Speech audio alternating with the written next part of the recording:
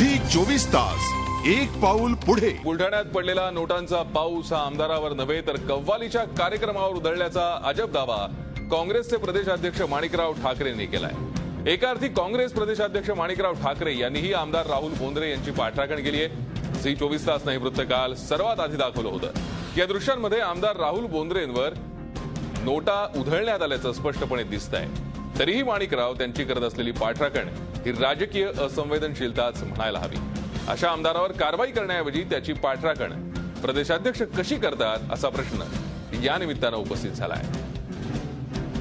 आमदार बोंद्रे यांच्यावरती पैशाची उधळण झाली नाही तर ती कव्वालीच्या कार्यक्रमावर झाली अशी अजब प्रतिक्रिया माणिकराव ठाकरेंनी दिली आहे। काय म्हणलेत नेमकं माणिकराव ठाकरे पाहूयात। आमदार बोंद्रेंकडनं तर त्यांनी मला हे सांगितलं की जे तो कार्यक्रम त्या ठिकाणी कव्वालीचा कुठला एक कार्यक्रम होता आणि त्या कार्यक्रमामध्ये साधारणतः कधीही कुठल्या कव्वाल्यांनी चांगली कव्वाली म्हणली तर पैसे उधळण्याची अनेक वर्षानुवर्षाची प्रथा त्यांच्या त्या भागामध्ये त्या ठिकाणी अशा घटना घडतात आणि त्यावेळेला ते उपस्थित त्या ठिकाणी होते, जरूर होते, परंतु त्यांच्यावर उधळली का त्यांनी त्याला करता प्रोत्साहन दिलं तसं झालेलं नाही।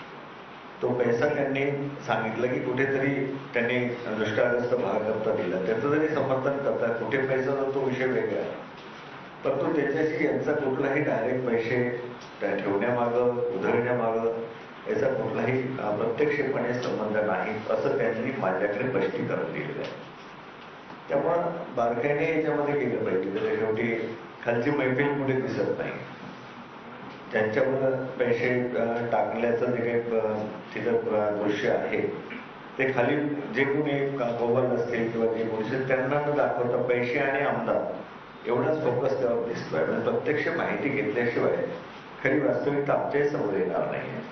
परंतु त्यांनी दिलेलं स्पष्टीकरण मी आपल्या सर्वांच्या समोर सांगितलं। माणिकराव जी, आपके पार्टी के जो मंत्री हैं कदम जी, वो कल गोपीनाथ मुंडे जी का जो अनशन है उनको मनाने के लिए कल औरंगाबाद गए।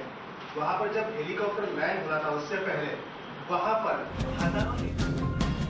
पाहतोय आमदार बोंद्रेंवरती नोटा उधळण्यात आला। कालची ही घटना आहे। झी 24 तासने सर्वात आधी वृत्त दाखवलं होतं। त्यानंतर आमदार बोंद्रे यांनी प्रतिक्रिया दिली होती की हा पैसा दुष्काळग्रस्तांना मदत म्हणून दिला जाईल आणि कव्वालीच्या कार्यक्रमात असे पैसे उधळण्याची जुनी पद्धत आहे। मात्र आमदारावरती पैसे उधळण्याचा हा नवीन प्रकार आहे आणि मदतीचा हा नवीन फंडा आमदारांनी दाखवलेला दिसतोय।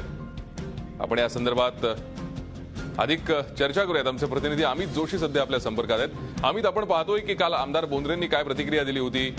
हा दुष्काळग्रस्तांच्या मदतीसाठी पैसा दिला जाईल असं ते म्हणाले होते, तर आज माणिकराव ठाकरेंनी सुद्धा त्यांची पाठराखण केल्याचं दिसतंय।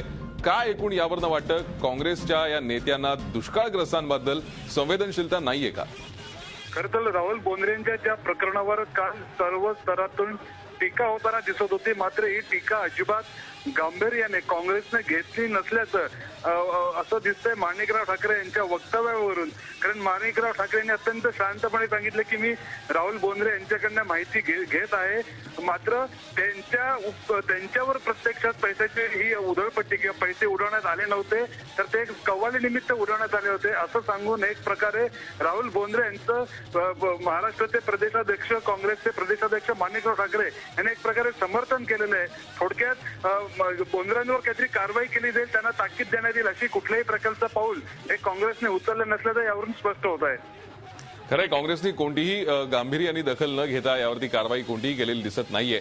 मात्र अशा परिस्थितीमध्ये जिथे तिथून जालना जवळ आहे, जिकडे दुष्काळाची परिस्थिती भीषण आहे, अशा परिस्थितीमध्ये हे पैसे उडवणं आणि त्याचबरोबर नंतर अशा सारवासारवीच्या प्रतिक्रिया देणं, या एकूण प्रकरणावरून आता काँग्रेसला किंवा एकूणच आमदार बोंद्रेंना हे प्रकरण भोवेल असं वाटतंय का? नक्कीच, कारण ज्या प्रकारे गेले 2 दिवस अजित पवारांचा मुद्दा चर्चेत असताना राहुल बोंद्रेंचं प्रकरण पुढे आलं, काँग्रेसवर सुद्धा टीका व्हायला लागली, तेव्हा ज्या प्रकारे राष्ट्रवादीने सावरासावर केली ती प्रतिक्रिया दिली होती, तशीच काहीशी प्रतिक्रिया काँग्रेस देत आहे।